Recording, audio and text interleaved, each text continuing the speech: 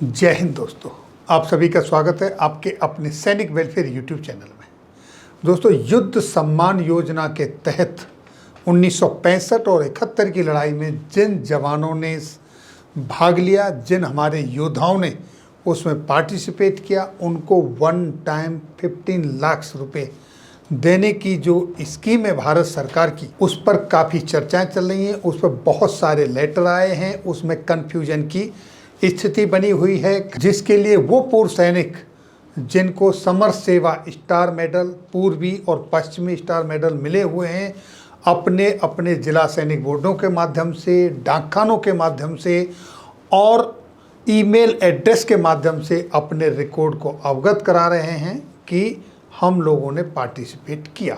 बहुत सारे ऐसे हैं जिन्होंने पार्टिसिपेट किया लेकिन उनके पास कोई एविडेंस नहीं है, उनके दस्तावेज उनके पास उपलब्ध नहीं हैं। कुछ लोगों के पास मेडल हैं लेकिन उनके डिस्चार्ज बुक में एंट्री नहीं है।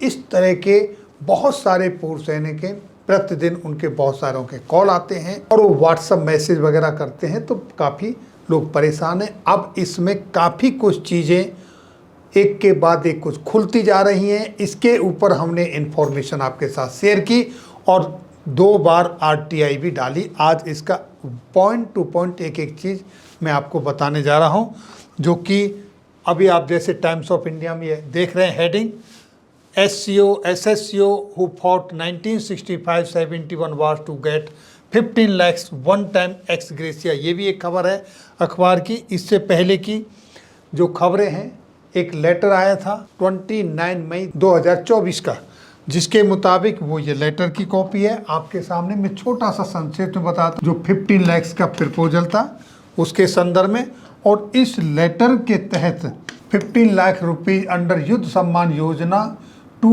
Emergency commission officer, short service commission officer who actively participated in 1965 and 71 war and awarded with Samar Seva star and और Purvi star, Paschimi star medal is approved other participant of these wars and awardees of these medals PBOR regular commission officers, both pensioner and non pensioner, उन सब के लिए ये कहा गया इस letter में। इसके बाद दोस्तों और आप देखेंगे कि ये लेटर आपके सामने है। एक लेटर आया सेना मुख्यालय की तरफ से, जो कि 24 अगस्त को आया और उसमें 25 अगस्त तक डेटा देने की बात कही गई, और उसमें भी यही थे दोस्तों 65 और 71 वार वाली बात। इसके बाद एक और लेटर आया, जो कि लेटर निकाला गया था directorate of naval veterans naval headquarter की तरफ से 23 अगस्त 2024 को, और इसमें 2 सितंबर 2024 तक डेटा मांगा गया था।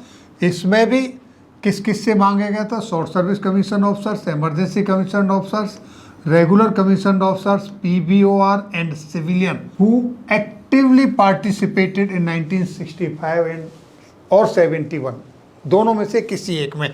और उसके लिए यहाँ पर उनसे वो एनेक्चर भी दिया गया कि किसके भर के देना है डेटा, उसका भी एनेक्चर आपके सामने शेयर किया गया, जो कि इस तरीके से service number, rank, name, date of enrolment, date of discharge and date of birth, present address, mobile number, कौन से 65 7 युद्ध में भाग लिया, यस और नो, और कौन सा मेडल आपको मिला। इस तरीके से इन्फॉर्मेशन मांगी गई, और इस तरह की इन्फॉर्मेशन काफ़ी पेपरों में भी निकली थी और ये लेटर भी आए थे। लेकिन कोई भी लेटर, जो मेन लेटर था वो हमको department of ex service and welfare का था, जिसके साथ ये डिक्लेरेशन हो रही थी। बाकी डिपार्टमेंटरी लेटर नॉर्मली किसी के पास होते नहीं, वो इंटरनल होते हैं। जो MOD के department of ex service and welfare के लेटर्स होते हैं वो वेबसाइट पर मिलते हैं। हमको जब वो वेबसाइट पर नहीं मिला तो इसके ऊपर हमने RTI लगाई। RTI क्या लगे, ये आपके सामने एप्लीकेशन है, RTI रिक्वेस्ट, ये रजिस्ट्रेशन नंबर है, department of ex service and welfare को RTI डाली, और उसमें क्वेश्चन पूछा, there is a letter circulated, यानी कि एक लेटर सर्कुलेट हो रहा है। ये देखिए आपके सामने, थोड़ा सा मैं इसको जूम इन कर देता हूँ, जो मैटर है हमने जो आरटीआई के माध्यम से जानना चाहा। There is a letter circulated with subject proposal for grant of one time payment of ₹15 lakhs under Yuddh Samman योजना with letter number so and so. I want the information regarding whether is there any letter issued by Department of Ex-Servicemen Welfare as we could not find it over your official website. यानी आपकी official website पे ये letter नहीं मिल रहा है, ये बताने की कृपा करें कि ये लेटर आपके यहाँ से जारी हुआ है। और आगे लिखा कि अगर ऐसा हुआ है तो इसकी हमें एक कॉपी प्रोवाइड कराएं। रेफरेंस ये है department of ex letter number ये जो दिया है, और ये लेटर नंबर का रेफरेंस दिया है 29 मई वाला। हमने ये लेटर उनसे मांगा और इसके बाद देखिए ये है रिसिप्ट, वहाँ से ऑनलाइन आरटीआई स्टेटस जो हमने चेक किया वो आप देखिए 18 अगस्त का ये आरटीआई डाला गया है, ये आरटीआई नंबर है। और स्टेटस देखिए आरटीआई रिक्वेस्ट रिसीव्ड, और ये टेलीफोन नंबर दिया है, ईमेल आईडी दी है नोडल ऑफिसर्स की जिन्होंने हमारी ये आरटीआई का रिप्लाई देना था।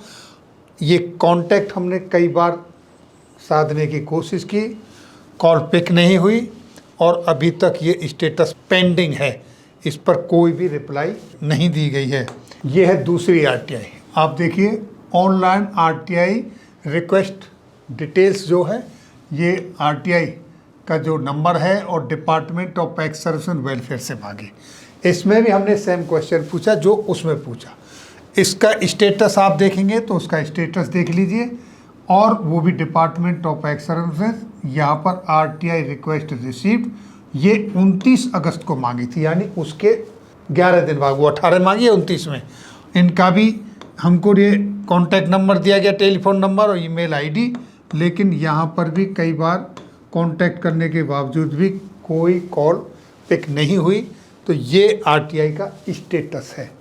अब इस तरीके से इतने दिन हो जाने के बाद ये कंफर्म नहीं किया गया है department of x services welfare की तरफ से कि ये जो लेटर हैं, ये जो युद्ध सम्मान योजना स्कीम है, ये सच में सही है या गलत है, ये किसके लिए एप्लीकेबल है और किसके लिए एप्लीकेबल नहीं है। अब यहाँ भ्रम इसलिए पैदा हुआ क्योंकि एक और लेटर अब सोशल मीडिया पर घूम रहा है, और वो उस लेटर के मुताबिक ये देखिए, और ये लेटर 2 अगस्त का है, हालांकि वहाँ 24 अगस्त तक के लेटर हैं, 23 अगस्त के हैं, ये 2 अगस्त का है। और इस लेटर में उसी लेटर का 29 मई वाला जो लेटर है department of x services welfare का, उसी लेटर का रेफरेंस दिया गया है, सेम सब्जेक्ट है। और जो मेडल के बारे में बात गई है वही है समर सेवा स्टार मेडल, पूर्वी और पश्चिमी स्टार्स, और वही 1965 वार और 71 वार के पार्टिसिपेंट की बात की गई है। और इसमें स्पष्ट कहा गया है कि इसमें regular commission officers and JCO wars are eligible for pension on completion of requisite qualifying service. Any JCO or who is not in receipt of pension is eligible for penury grant. ये आपके सामने लिखा है penury grant केंद्रीय सैनिक board की तरफ से। यानी ये जो स्कीम है, अगर मैं मोटे शब्दों में कहूँ तो इस लेटर के मुताबिक ये कहा गया है कि ये सिर्फ और सिर्फ उन अधिकारियों के लिए है जिनको किसी भी हेड से किसी भी तरीके से पेंशन नहीं मिल रही है।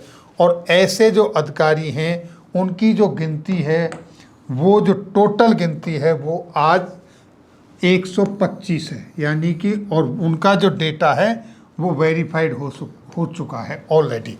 तो ये 125 उन अधिकारियों को युद्ध सम्मान योजना के तहत बेनिफिट मिलेगा। अब ये सारे जो आरटीआई डाली गई हैं, लेटर है मार्केट में जो सोशल मीडिया पर घूम रहे हैं, पूर्व सैनिक विडोज उस समय की कुछ जो बचे हुए हैं, उनके साथ इस तरह का खिलवाड़ क्यों हो रहा है?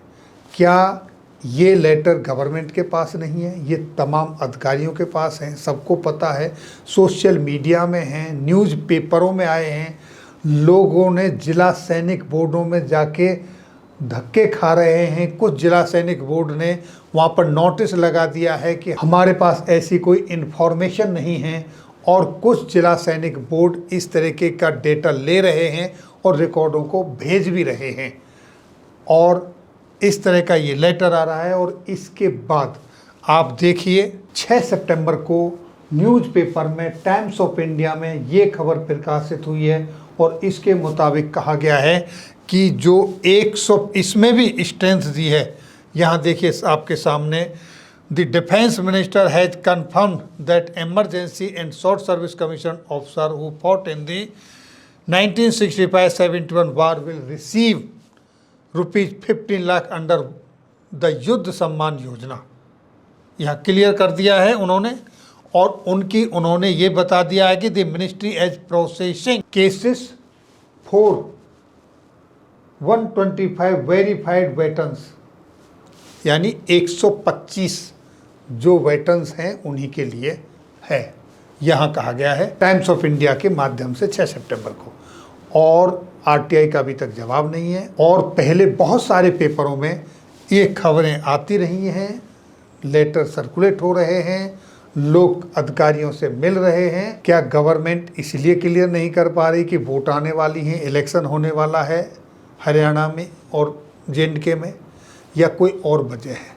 इस तरीके की भ्रामक जो इन्फॉर्मेशन है उसका सत्यापन होना चाहिए, उस पर रोक लगनी चाहिए, उसका खंडन होना चाहिए।